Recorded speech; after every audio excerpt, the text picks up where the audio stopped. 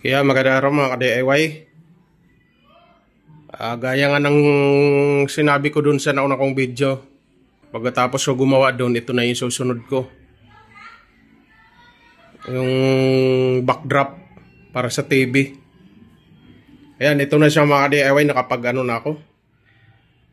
Nakapag putol, bali ganito yung lapad niya. Ayan, yung malapad na yan.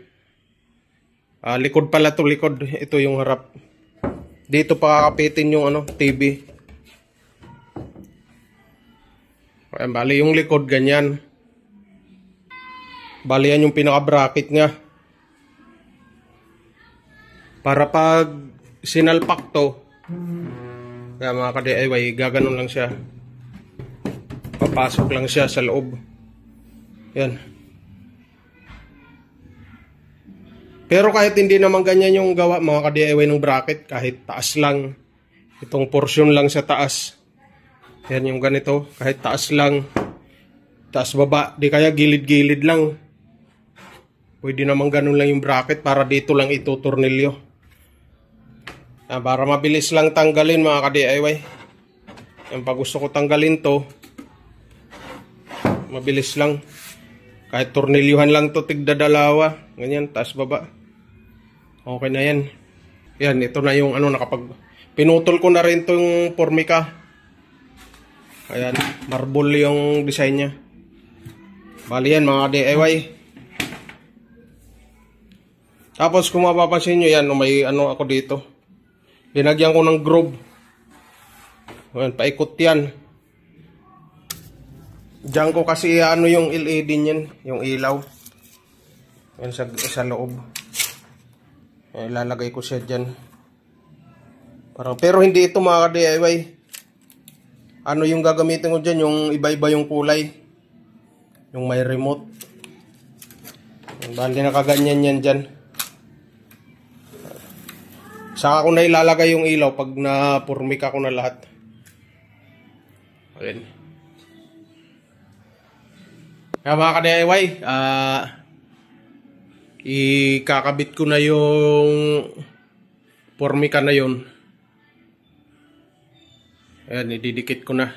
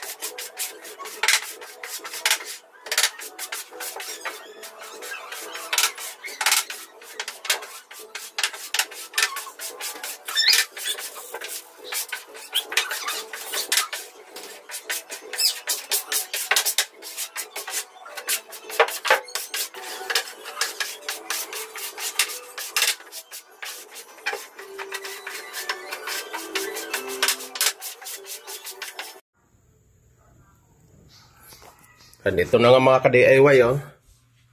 Yan, nalagyan ko na ng edge band yan. Paikot. Bali, ito na lang. Ito na lang yung ito malinis na, oh. Yan, na-trim ko na yung sobra niya. Ito na lang. Ito yung isusunod ko. Yung isang side na lang to, eh. Ayan.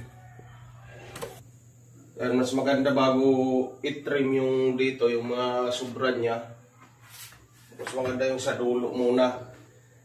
Putulin yung mga dulo-dulo niya. Ayan.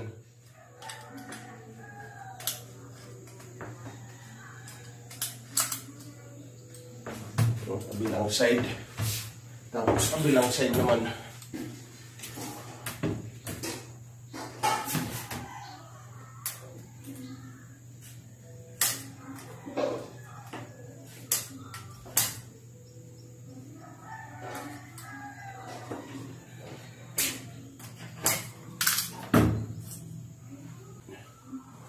Tapos dito pala mga ka-DIY, wala kasing formika tong likod.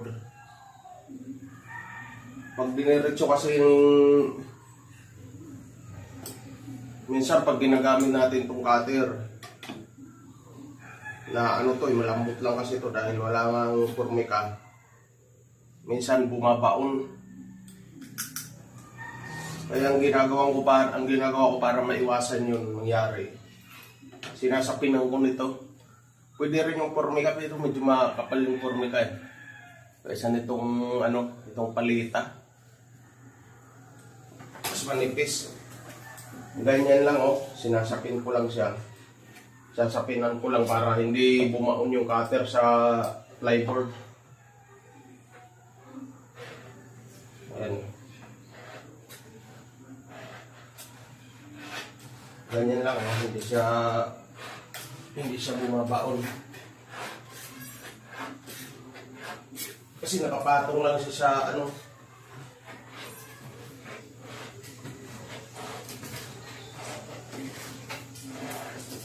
nakapatong lang siya sa palita yung cutter.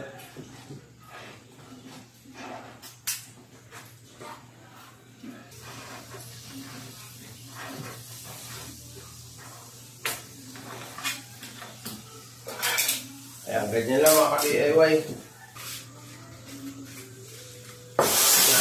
Lihat lang konti.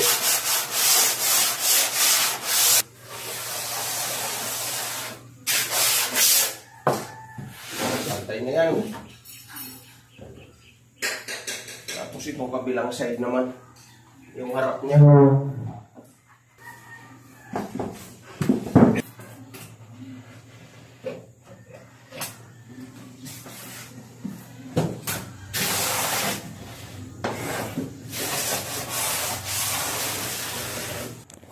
Yan na, may mga edge band na yan, paikot.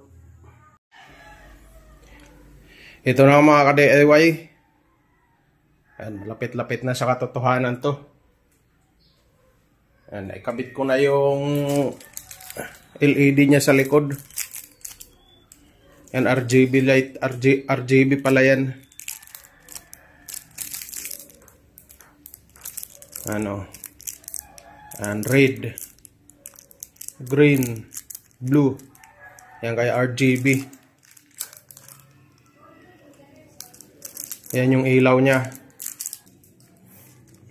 Tapos yan yung power supply. Maliit yung kasamang power supply niyan. Nung binili ko, ito lang yung power supply niya. Ayan, nilabas ko rin yan sa kahan niya. Parang ganito. Kasi yan, mas malaki yun. Kaya yun yung ginamit ko. Tapos gumawa ko ng saksakan dito. Ito switch. Ito dalawang saksakan. Bali ang mangyayari dito, kaya ko nilagyan ng switch. Bago magkaroon ng supply itong dalawang saksakan, i-switch on muna dito. Pwede siya patayin dyan. Yan kasama to, isasama ko to yung linya ng power supply para sa LED. Ayan mga ka-DIY, tapos mamaya ikakabit ko na yan dun.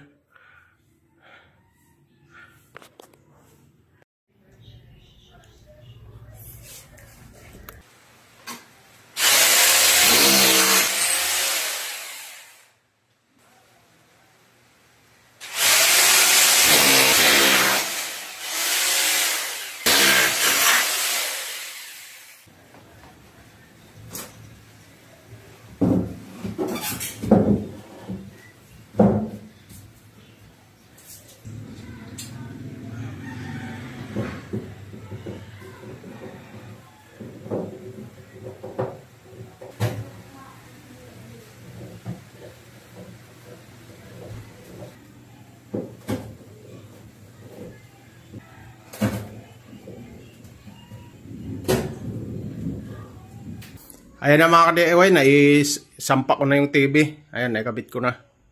Hindi ko na nakita, naipakita ko kanina paglagay. Pero ano na siya, okay na. Ayan, tapos yung ilaw niya. Ayan yung ilaw kung mapapansin nyo, ayan, hindi pantay oh. Medyo klaro yung pula dito sa side na yan. Ayan, dahil sa ilaw yan. Ayan oh. Maliwanag kasi yung bandang taas. Bandang taas at saka dito na anuhan siya ng liwanag. Kaya medyo malabo yung pula. Pero pag pinatay natin yung ilaw niyan, papantayin yung kulay niyan. Ayan oh. Ganyan yung liwanag niya pag walang ilaw. Tapos ano pala yan, maraming kulay yan. May green. Yan. Tapos blue. Yan, marami pa yan oh. Pwede pagpalit-palitin. Yan, may remote kasi yan. Yan oh, ano yung remote ko. Marami pang ilaw yan eh. Ayan oh, may strobe. Yan, pwede siya ganyan. So ayan na nga mga ka-DIY, bali nakatapos na naman ako ng isang DIY na project. Sa bahay ko lang kasi to eh. Tapos yan pa pala, ayan ang isusunod ko yung gagawang ko ng parang drawer na lang yata ilalagay ko dyan. Ayan, wala kasi mga takip yan. Drawer na lang yung ilalagay ko. Itim pa rin. Tapos yung tira ko dito, ayun na rin yung gagawin kong takip dyan. Yan yung tira kong formica dun. Yun na rin yung ilalagay ko dyan sa mga takip niya. Kaya mga ka-DIY, ayan, okay na yan.